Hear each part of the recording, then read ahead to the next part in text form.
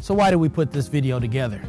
Because many times we're asked as firefighters, well, how do you become a firefighter? For the Stentorians, I put this video together for you so that we can dispel all of the rumors and you'll understand what it is that you need to do to become a firefighter. You know, there's a lot of different people that you may talk to, and some may give you little bitty pieces of the puzzle, but today in this video, we want to lay it all out so that you'll have a clear understanding of what you need to do to be successful as a firefighter. Is it tough? Well, yeah. You know what? Life is tough, but it's something that's achievable.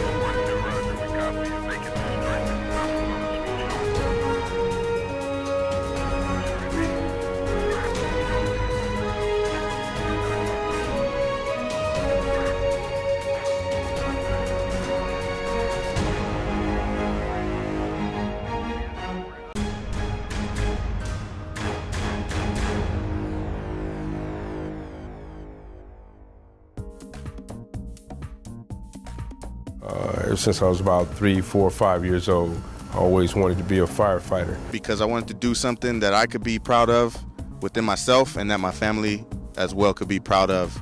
Seeing how everybody associated with each other, I just knew that I had to be a part of this. Unlike any other job where you come to work and you're doing the same thing over and over again, I never know what my day is going to hold. I thought I would have been hired by this particular department, but they ended up closing on me. Took my first test right out of the Explorer Academy with LA County.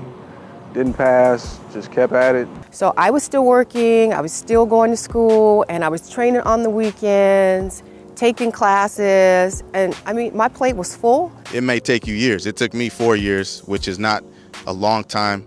So, you know, I had to regroup, reapply myself, and continue to venture out through other departments.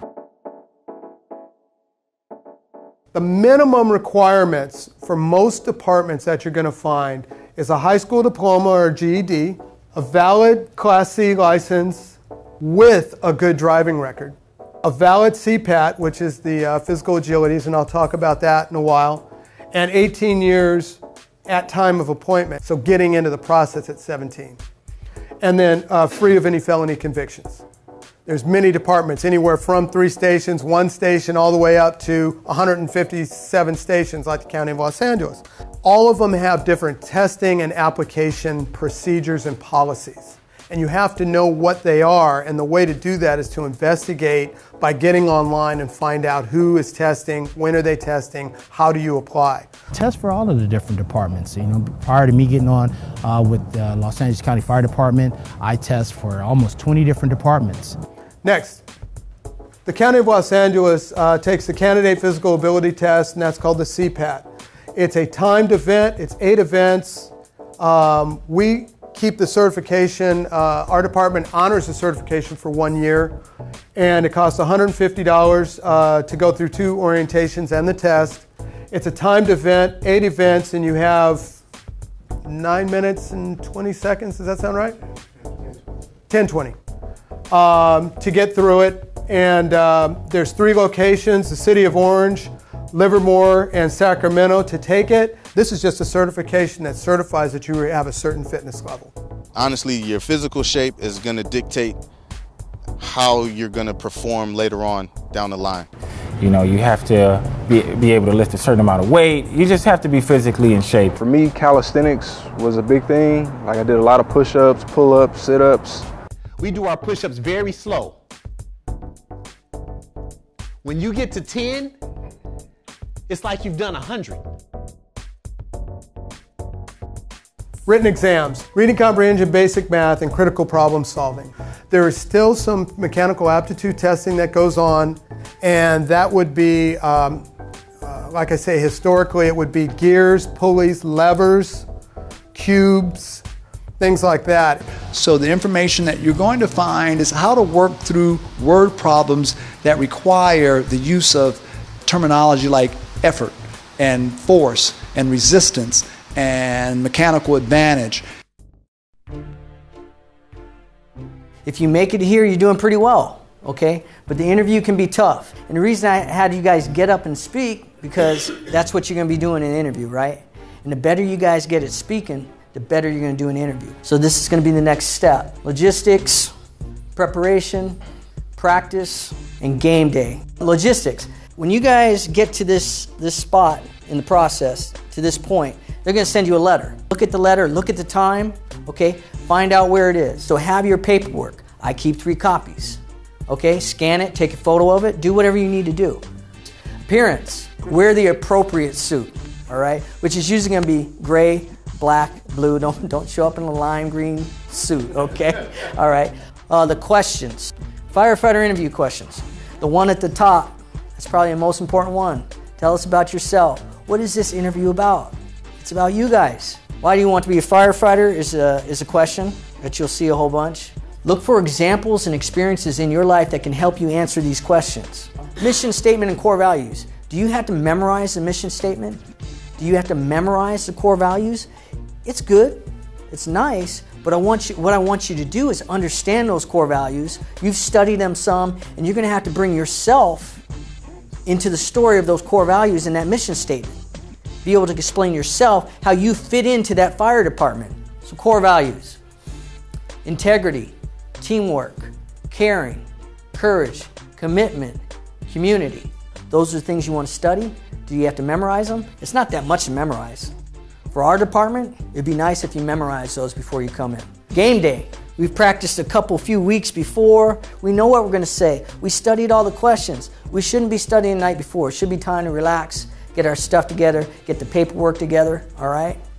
During the interview, you are prepared, so think positive at every juncture. Be enthused about every question. Again, listen attentively to the questions. Take a second to think about what you want to say. Your day starts around 5:30 a.m. You come to the grinder. When you first get there, you guys are super excited. That first week, it's like, I can't even believe I'm here. Whatever you need me to do, I'm in. So this is where you're gonna start. In the morning, you come, you put all your gear. As you see, it's all neat. You have your gear lined up, ready to go. And they teach you fire ground survival. They start teaching you wildland, forcible entry techniques, and your breathing apparatus throws. Ropes and knots, ladder throws, key elements that you're gonna need to know to keep you safe out in the field. Just before you graduate, they'll assign you a station that you'll be at for the first 6 months. You'll do that first 6 month period. After your first 6 months, you'll get assigned to a second station for another 6 months. Prepare yourself. Yeah, you look at our application and it might say that, minimally you need to be 18 years of age, have a high school diploma and a driver's license. But speaking from a person that has some experience with doing orals for our department, I'll say that, a lot of candidates that come in there, they have a lot more. I'm taking the paramedic training for LA County at Daniel Freeman. So I was taking 3 classes at Cal State LA, and on top of that, an EMT course at UCLA. And I knew that becoming an EMT would help further my career or bring me closer to my goal of becoming a firefighter.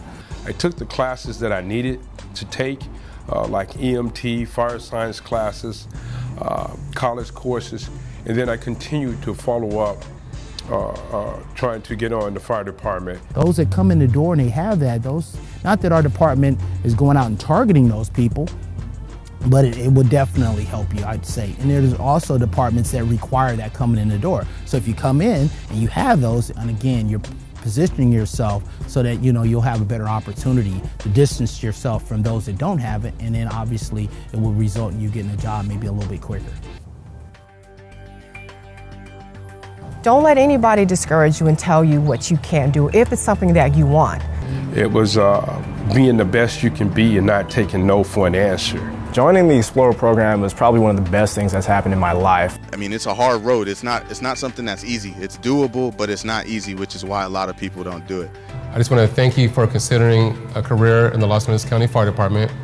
I must first and foremost say that it's a very competitive process, that there's going to be thousands of people competing for limited positions. So in order to compete, in order to be successful, to become a member of the Los Angeles County Fire Department, you need to think big, plan big, dream big, and bring your A game.